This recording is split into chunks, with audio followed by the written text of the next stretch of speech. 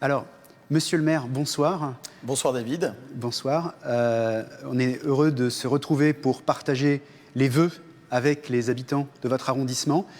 Un contexte tout à fait particulier et donc des conditions particulières. Mais vous avez souhaité que ces vœux soient proposés à vos concitoyens dans des conditions qui s'appuient sur les réseaux sociaux, c'est-à-dire que vous puissiez être malgré tout en interaction avec eux sans avoir le plaisir habituel de les recevoir dans un lieu où vous êtes directement en contact, pour eux comme pour vous. Et donc ce lieu particulier, est-ce que vous pouvez nous en dire un mot, monsieur le maire ? D'abord, je voudrais souhaiter la bienvenue aux habitants du 17e arrondissement dans ce lieu extraordinaire qui est la Cité de l'économie, Citéco, qui nous accueille. Et je voudrais remercier le président délégué, Emmanuel Constant, et le directeur Christophe Gineste et son équipe qui nous ont accueillis, qui nous ont permis de faire cette cérémonie de vœux un peu exceptionnelle dans un cadre que je vous invite évidemment tous à découvrir pour découvrir l'économie avec des ressources pédagogiques exceptionnelles et une exposition temporaire exceptionnelle sur l'Argo Winch, un aventurier de l'entreprise. Alors évidemment le site il est actuellement fermé parce que c'est un lieu culturel et j'ai une pensée pour évidemment tous les acteurs culturels qui ne peuvent pas développer leur art, qui ne peuvent pas montrer aussi ce qu'ils font. Je pense au musée évidemment, mais je pense aussi aux tous les professionnels de la culture.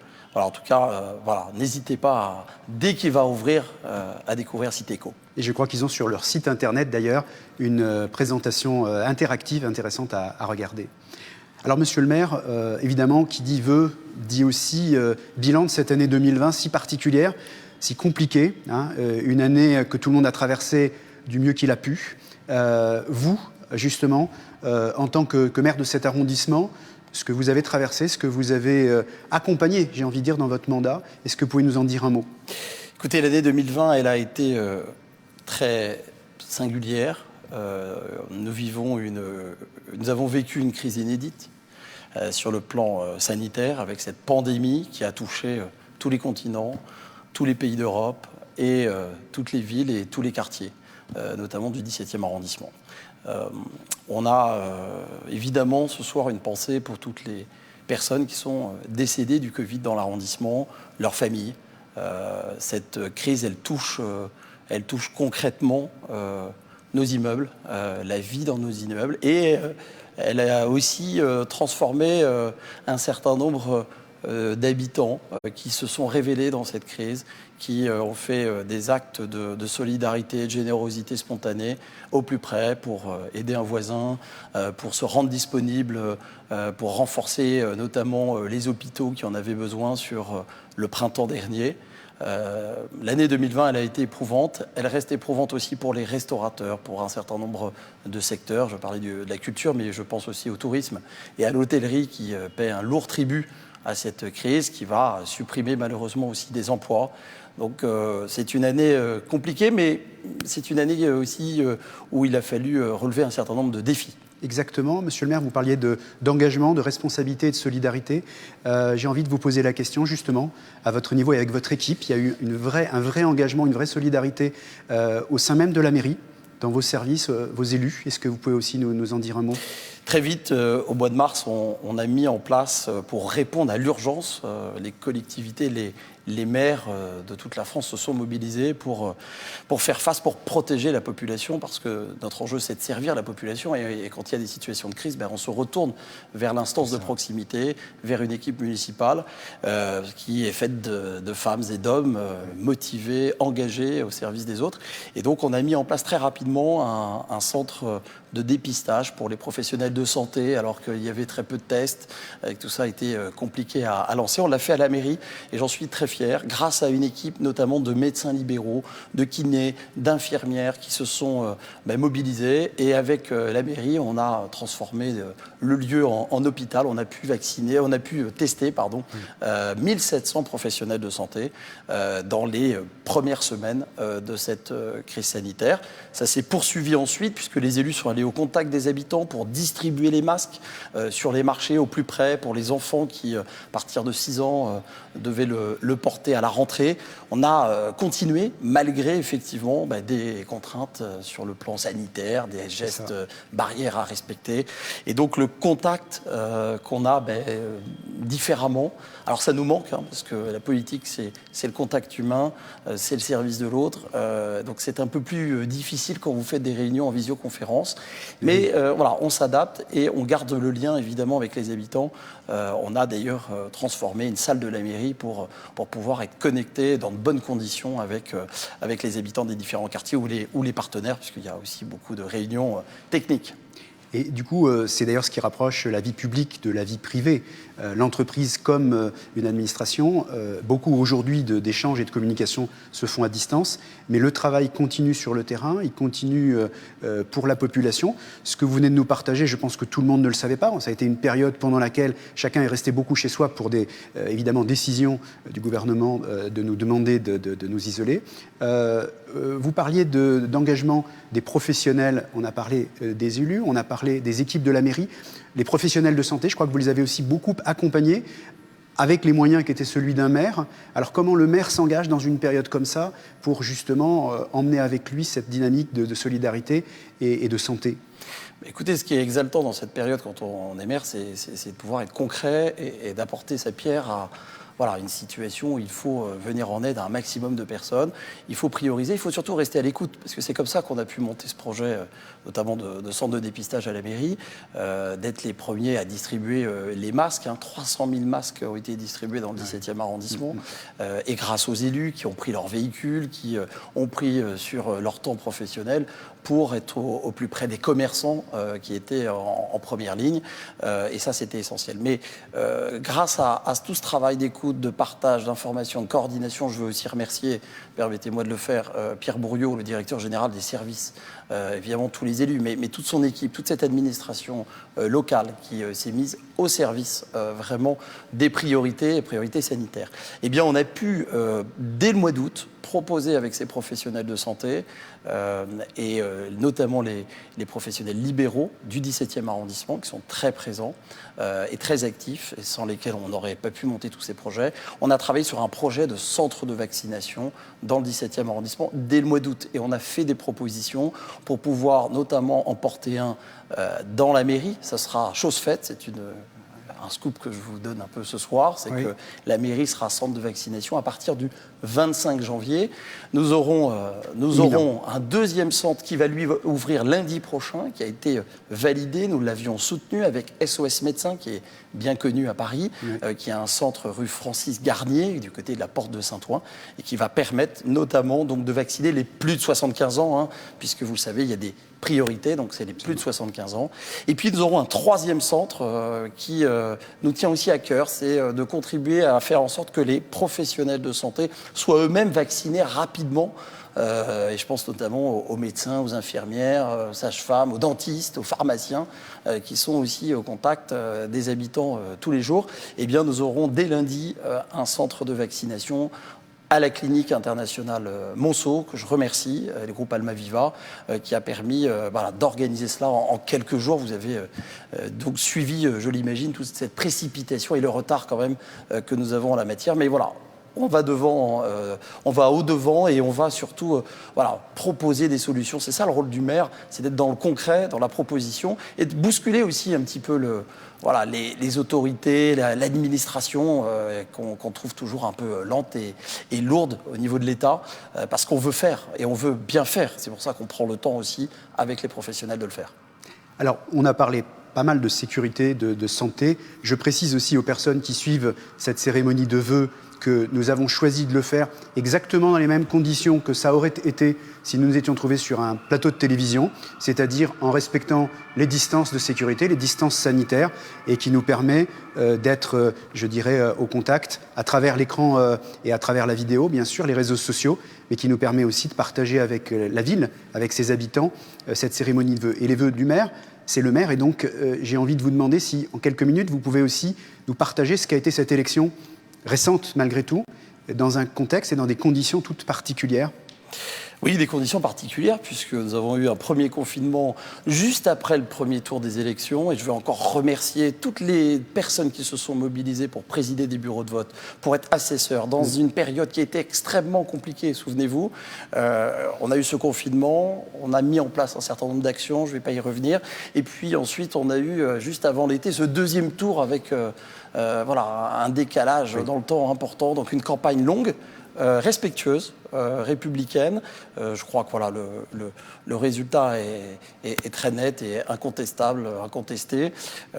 Moi, j'ai cette mission de mener à bien ce qu'on avait promis aux habitants, en tout cas les orientations et les projets qu'on souhaite porter, et donc avec la majorité, mais toujours dans le respect aussi de ce que l'opposition a apporté au débat dans l'arrondissement. On a cette priorité évidemment chevillée au corps, mais surtout de rester dans la proximité qui nous manque tant, mais qui reste quand même notre ADN à cette équipe municipale, dont je suis très fier, qui est renouvelée, ouverte largement sur la société civile et qui est aidée aussi par des parlementaires que je veux remercier, Brigitte Kuster et Catherine Dumas, parce que le relais à l'Assemblée nationale et au Sénat, il est très important sur un certain nombre de sujets qui touchent à notre arrondissement et à ses habitants. Alors, monsieur le maire, vous venez de nous parler de l'élection et donc d'un programme, d'un projet. Vous avez été élu sur ce projet. Au fond, cet arrondissement, c'est un arrondissement de cœur. Vous me partagiez tout à l'heure la fierté de voir l'ensemble de l'arrondissement évoluer, bouger. Et finalement, quand on regarde de la porte de Saint-Ouen à la porte Maillot, la manière dont cet arrondissement se transforme, évolue, avec de temps en temps, effectivement, des périodes de renouvellement, des innovations. Cet espace dans lequel on est accueilli aujourd'hui, que tout le monde ne connaît pas et qui est intéressant et magnifique et intéressant à découvrir. L'évolution et la transformation de cet arrondissement, est-ce que vous pourriez nous en dire un mot sur son devenir ?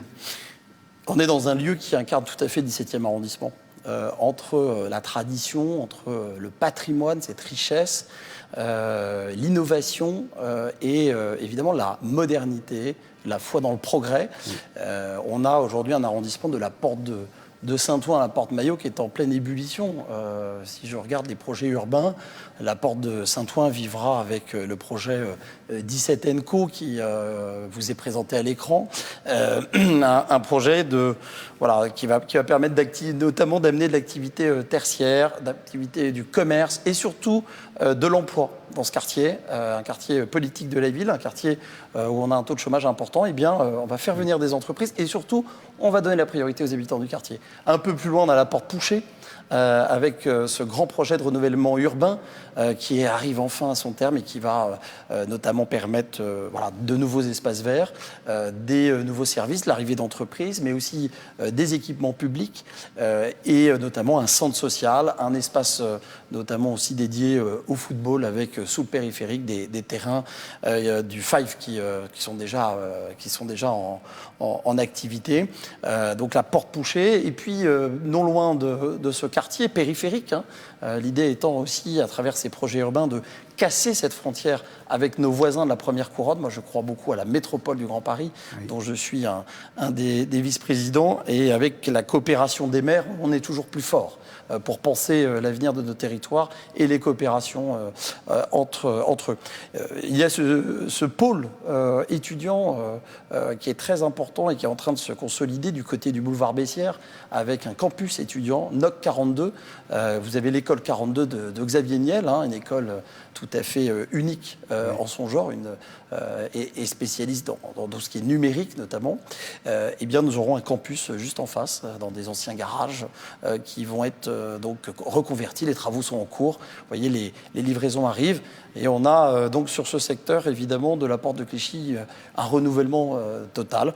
Voilà. Et puis on a progressivement, si on descend vers la porte Maillot, évidemment, l'aménagement de la porte Maillot, la progression du bois de Boulogne côté 16e vers le 17e, qui vous permettra d'accéder à ce lieu, à ce bois formidable, qui va être redimensionné à l'horizon des Jeux Olympiques. Vous avez une vision de ce qui n'est pas complètement arrêté de la porte Maillot, et le rond-point qu'on appelait au Lapin a bien disparu, puisque ce sera une traversée axiale et que nous chercherons naturellement à garder l'axe majeur entre la Défense et le Louvre, et notre arrondissement, à travers la Porte Maillot et la Grande Armée, y contribuera. Cette grande perspective qu'il nous faut retrouver et originelle. Voilà. On a des travaux aussi importants avec l'avenir de la Porte Champéret qui nous préoccupe aussi, avec évidemment ce tramway qui traverse l'arrondissement. Hein. On va vivre jusqu'aux Jeux Olympiques les travaux du tramway. C'est ça. Monsieur le maire, jusqu'à la Porte Dauphine. Beaucoup de travaux autour des transports. Tout à fait. Je sais que c'est un chantier à part entière. Enfin, ce sont plusieurs chantiers qui interviennent sur l'arrondissement.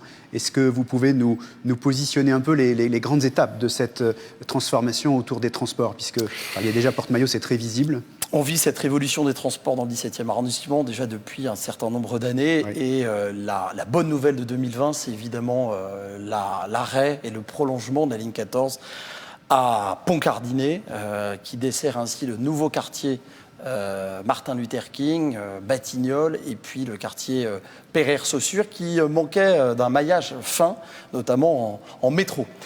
On le doit, cet arrêt très structurant pour notre arrondissement, puisqu'il nous relie à l'est de Paris, en quelques minutes, au centre de Paris, en une dizaine de minutes, et moins de 20 minutes pour aller à la gare de Lyon. Donc c'est formidable pour tous les habitants, mais on le doit à la volonté aussi des élus, et notamment de Brigitte Custer, qui m'a précédé, qui avait défendu cet arrêt à cet endroit-là, pour répondre à l'arrivée des nouveaux habitants du quartier Martin Luther King, avec ce parc formidable. Donc les transports, nous aurons, ligne 14, un autre arrêt au pied du tribunal qui attend, et tous les fonctionnaires et agents l'attendent évidemment, qui vont nous permettre, Porte de Clichy à la fin du mois de janvier, la ligne 14, donc avec 2 arrêts dans le 17e.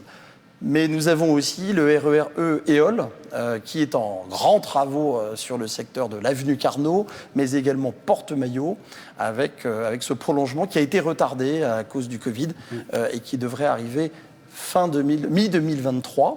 Vous voyez que le calendrier est assez serré. Pourquoi ? Parce que les Jeux Olympiques nous permettent aussi d'avancer ces travaux, et notamment le tramway, que j'en parlais tout à l'heure, qui traversera la ligne, le RER E et la Porte Maillot d'ici les Jeux Olympiques, donc d'ici 2024 de Paris. Voilà, donc c'est des chantiers structurants qui nécessitent surtout, notamment pour le tramway, parce que la Porte Champéret va subir quand même un lourd tribut, parce qu'on va devoir en mai prochain couper l'avenue de Villiers. On ne pourra plus traverser parce qu'il faut combler notamment les tunnels pour permettre ensuite de faire passer ce tramway. Et ça va avoir des impacts importants. Et donc le rôle de la mairie, c'est pas seul, évidemment, avec une mission dédiée, d'informer les commerçants, d'informer les riverains, de trouver des solutions alternatives pour pouvoir circuler, parce qu'on est en périphérie, on est sur une porte qui ouvre vers l'ouest parisien, très empruntée, donc il va falloir trouver des solutions. On le fait avec les habitants, avec les acteurs et avec des élus aussi de quartier que je veux remercier pour leur implication et leur engagement exceptionnel au service des habitants du 17e. Alors le 17e arrondissement, on a parlé des transports, c'est aussi un poumon. C'est aussi un lieu qui vit, un lieu d'environnement, un lieu qui se transforme.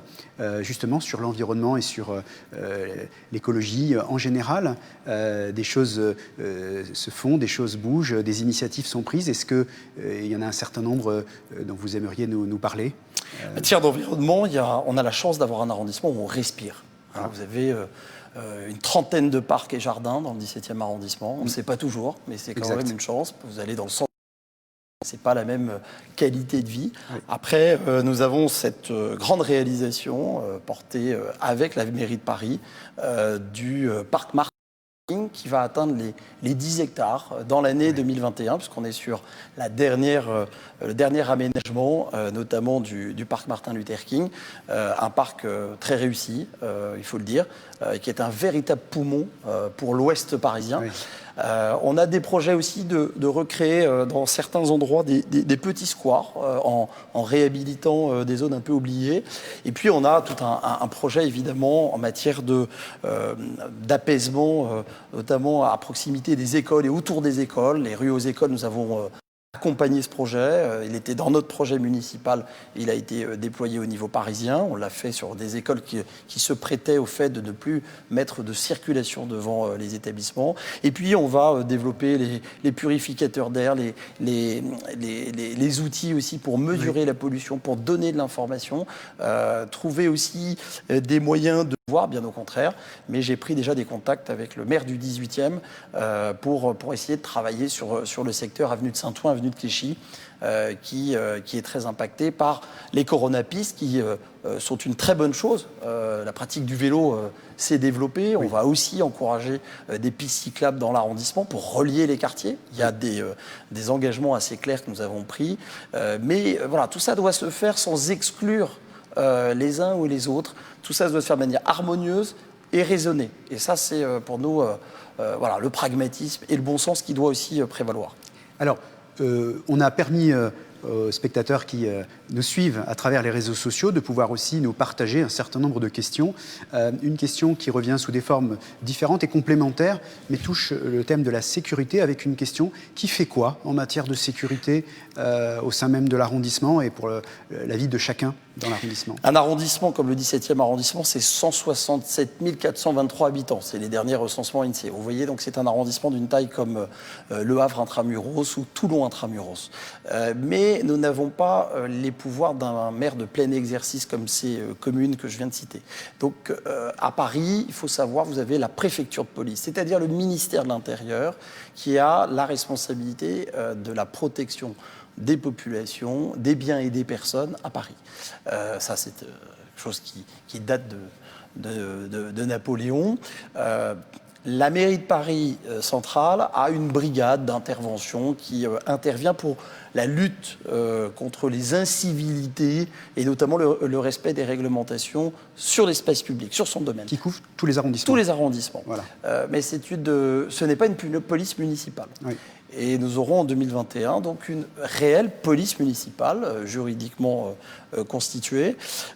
Nous serons exigeants parce que nous en avons besoin d'une, et c'est une victoire pour un certain nombre d'élus parisiens qui ont demandé ça il y a déjà 25 ans, parce que la sécurité à Paris, elle nécessite une proximité aussi avec les habitants. Et la police municipale, elle est là pour régler un certain nombre de sujets municipaux, les parcs et jardins, les problématiques de vente à la sauvette, les problématiques sur l'espace public, les règlements d'étalage des commerçants ou de terrasses. Oui. Ça, c'est le rôle d'une police de terrain du quotidien. Mais elle doit être coordonnée avec la police nationale. Et notamment reliée en matière de vidéoprotection. Nous avons absolument besoin, et ça fait partie des engagements que nous avons pris, de demander davantage de caméras de vidéoprotection au préfet de police et à la mairie de Paris pour notamment permettre d'apaiser et surtout voilà, de tranquilliser les quartiers, parce que les caméras ont des effets, mais ont surtout un effet pour les victimes, et notamment d'élucider un certain nombre de faits.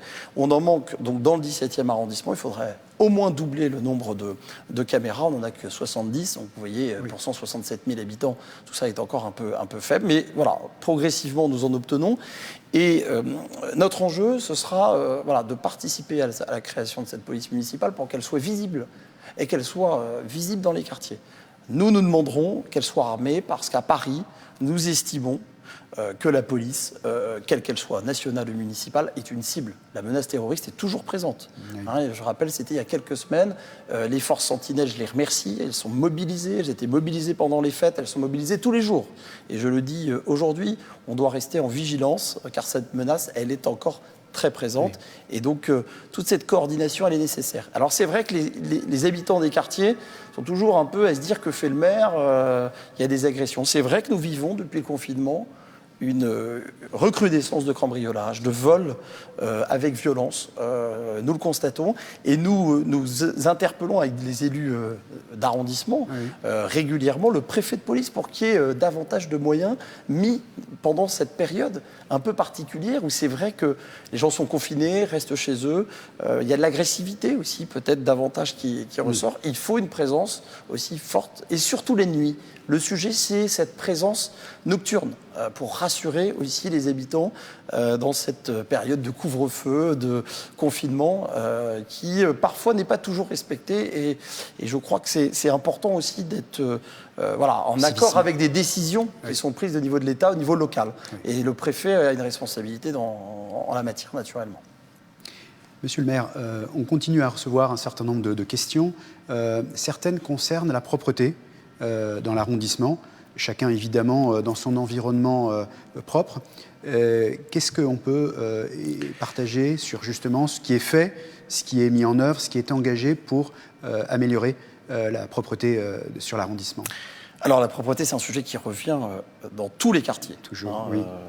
On me dit c'est toujours plus sale dans ma rue que dans un autre quartier. C'est pas vrai, j'ai une vision sur tout l'arrondissement, je peux vous dire que c'est sale globalement partout. Alors il y a d'abord un premier levier, c'est le civisme. On peut évidemment demander aux services d'être plus performants, c'est ce que nous faisons. Nous pensons que d'abord, il faut mobiliser les habitants. Et donc j'avais lancé il y a 2 ans cette application Détritus. C'est très facile à télécharger et ça permet à chacun d'être acteur et de permettre notamment aux agents de la ville de Paris, parce que le maire d'arrondissement n'a pas la compétence sur les hommes verts que vous voyez dans les rues. Oui. Ils font un travail que je salue. Et je pense que si nous avions, nous, maires d'arrondissement, l'autorité hiérarchique et fonctionnelle sur ces équipes, nous pourrions être beaucoup plus performants parce que nous connaissons les problématiques. Les habitants nous écrivent et on voit bien où sont les quartiers les plus difficiles. Donc il y a ce sujet peut-être aussi matériel, technologique, il y a peut-être des outils pour moderniser le service municipal qui est aujourd'hui central, je le rappelle. Alors ça ne veut pas dire qu'on ne peut pas rien faire. Je vous l'ai dit, on a lancé une application pour avoir davantage, notamment de remontées d'habitants, pour permettre d'impliquer aussi les citoyens. On l'avait fait aussi avec succès sur la dératisation, puisqu'on avait lancé cette application, et la constitution, pas uniquement dans le signalement, mais dans l'action, avec une brigade d'intervention qui a fait ses preuves, puisque le maire de Saint-Ouen, qui est d'une autre couleur politique, d'un autre bord politique que notre équipe municipale, eh bien, a développé la semaine dernière la même application avec un transfert de savoir-faire. Et cette brigade, ce n'est pas une brigade d'agents de la mairie du 17e, ce sont tout simplement des citoyens qui ont constitué cette brigade et que la mairie a accompagné pour aller dératiser dans des squares, dans des écoles, dans des crèches, dans des parties communes de bailleurs sociaux. C'est une brigade qui est reconnue et qui fait des émules, vous voyez, au-delà du périphérique. Donc on peut agir, mais c'est vrai qu'il nous manque, nous, en tant qu'élus, ce pouvoir direct sur les équipes de propreté. J'espère que la territorialisation souhaitée et voulue par la maire de Paris débouchera sur du concret en matière de propreté. C'est une attente forte des habitants et ils ont raison. Nous ne sommes pas satisfaits de la situation. Oui. Justement, du coup, ce que vous appelez de vos voeux, c'est d'avoir finalement les moyens de l'action sur votre environnement direct et auprès de vos concitoyens. Vous parlez souvent de solidarité. Au fond, c'est quelque chose qui, je le sens bien, vous tient à cœur. C'est le moment des vœux, le partage qu'on peut faire avec les concitoyens, les habitants du 17e arrondissement en matière de solidarité, ce serait à quel niveau ? Mener une politique locale, c'est évidemment avoir une vision sur son territoire en termes d'aménagement, on en a parlé, en matière de transport, pour améliorer la qualité de vie. Mais c'est aussi travailler à la solidarité, à développer le lien social. Et on va en avoir besoin parce qu'il va falloir préparer la sortie de cette crise, parce que moi, je suis persuadé que cette crise, elle va être un jour rapidement d'ailleurs derrière nous. Le vaccin est une bonne nouvelle. Elle va nous permettre à l'économie de repartir, à des milliers évidemment de salariés, d'entrepreneurs aussi, de reprendre leur activité. Mais la solidarité, elle est au cœur de nos quartiers. On a lancé d'ailleurs l'heure civique, qui était un engagement de campagne avec Athanas Périfond, mon adjoint en charge de la mobilisation solidaire. L'heure civique, c'est tout simplement la possibilité donnée à chaque habitant de donner 1 heure de son temps pour les autres et sur des projets très concrets. aider les plus démunis, servir des repas, vous s'occuper aussi de la propreté dans son quartier et sensibiliser ses voisins sur des gestes basiques. On a une dizaine d'actions sur ce dispositif et on a eu avant Noël, plus de 600 propositions. Le 17e, c'est un arrondissement, ce sont des quartiers généreux et la générosité spontanée. Donc la solidarité, elle va être très importante dans les mois à venir. On le sait bien, la crise économique et sociale, elle est presque au début. L'État joue son rôle pour amortir, aider les entrepreneurs, aider les restaurateurs, aider les commerçants qui ne peuvent pas rouvrir. Mais on a aussi des familles qui souffrent, on a des personnes qui perdent leur emploi et des conséquences immédiates. Et donc il y a beaucoup d'actions qui sont menées. On sert depuis 25 ans à la mairie, c'est pas uniquement en cas de crise, un repas de solidarité, c'est un panier solidaire aujourd'hui, à plus d'une centaine de personnes chaque soir, sans condition. Et on a vu les profils évoluer, donc on a besoin de cette solidarité. Elle s'exprime pas uniquement à la mairie, heureusement d'ailleurs. Je vous parlais de cette générosité spontanée dans les immeubles. C'est aussi tous les acteurs associatifs, et je veux leur rendre hommage, parce que sans les associations, sans les organisations cultuelles, les paroisses, les temples, les synagogues, il y a vraiment ce dialogue et surtout cet esprit de solidarité qui est extraordinaire et je veux encore les remercier parce qu'on va avoir besoin d'être très solidaires dans les mois à venir. On l'a fait aussi avec les entreprises puisqu'on a tissé un partenariat avec une start-up pour donner de l'aide juridique à des chefs d'entreprise, des commerçants qui n'ont pas forcément les moyens d'avoir un avocat pour traiter des sujets sociaux, fiscaux. C'est 5000 entreprises qui en ont bénéficié et on a beaucoup de retours sur leurs demandes et leurs préoccupations et leurs angoisses. Voilà, c'est ce que peut faire une mairie d'arrondissement, c'est d'être au plus près avec d'autres, parce qu'on ne fait rien tout seul. Vous parlez souvent d'intergénérationnel, une approche la plus ouverte possible qui va au fond des enfants, petite enfance, les écoles, les étudiants, les salariés, mais aussi les personnes âgées. Je veux croire qu'un certain nombre d'entre elles, à travers le lien qu'on a pu mettre sur le site de la mairie, auront pu ce soir participer, partager avec nous, avec vous, ce moment des vœux. Peut-être en termes de conclusion, est-ce qu'il y a un message que vous aimeriez partager avec eux, quelque chose qui vous tient à cœur, quelque chose qui parle de vous aussi à leur intention, Monsieur le maire? Moi, je voudrais avoir une pensée évidemment pour nos aînés. Je voudrais avoir une pensée aussi pour les jeunes, parce que c'est vrai qu'on en parle assez peu, mais c'est très compliqué aujourd'hui de mener ces études, alors qu'on soit collégien, lycéen, mais aussi étudiant. Tout est à distance, donc c'est compliqué. Et donc, je veux avoir une pensée pour les étudiants du 17e arrondissement, mais également leurs familles, leur dire que il y a des actions de solidarité qui se développent, mais surtout qu'ils aient foi en l'avenir, parce qu'après la crise, il y a toujours le rebond. Et il faut se préparer à cela. Je crois que cette année 2021, elle va être à la fois difficile, mais elle est source aussi d'espérance, parce que ce qu'on va bâtir ensemble dans le 17e arrondissement portera du fruit dans les prochaines années et surtout les prochains mois. Un rebond un peu comme un déclic. Monsieur le maire, vous avez souhaité conclure cette cérémonie particulière sur un thème dynamique, culturel, justement. Et je vous laisse nous partager la manière dont vous avez souhaité ce soir, conclure ce moment de vos vœux. On avait eu l'occasion de valoriser les talents. Et bien ce soir, moi j'ai souhaité qu'on valorise un talent du 17e arrondissement. Et je crois que la culture nous manque tous. Et la musique nous manque d'autant plus. Et donc j'ai le plaisir de vous présenter ce soir un talent du 17e, une jeune talent du 17e, Maëva Méline, tout en musique. Bonne année 2021 et à très bientôt dans le 17e arrondissement.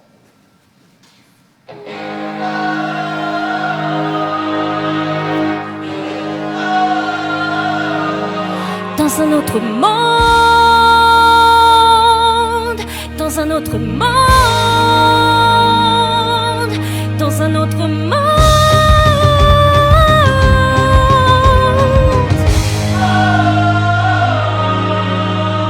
Oui, je t'entends, mais c'est non, parce que tu n'es pas la solution. J'aurais mille raisons de vivre comme il me plaît, d'ignorer tes murmures, faire comme si de rien n'était. Oh.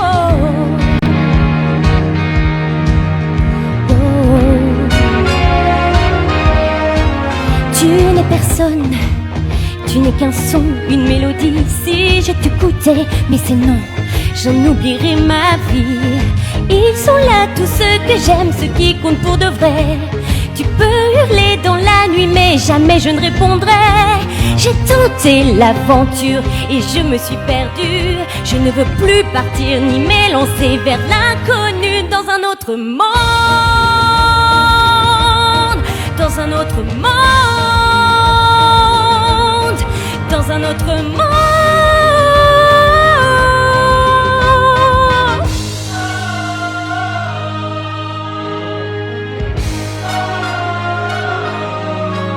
Que veut cette voix, celle qui me maintient éveillée? Est-ce un vent de liberté, un chemin abandonné? Vient-elle de quelqu'un au loin qui me ressemble en tout point, qui mieux que moi pourrait savoir d'où je viens? Chaque jour un nouveau défi, mélange d'espoir et d'espoir. Une partie de moi s'emballe sans le vouloir. Dans un autre monde, dans un autre monde, dans un autre monde.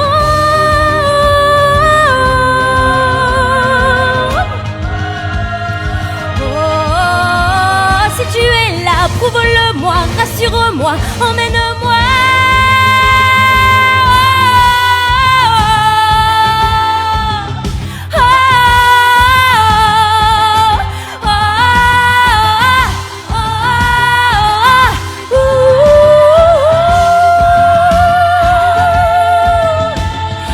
Je ne veux plus perdre une seule seconde. J'irai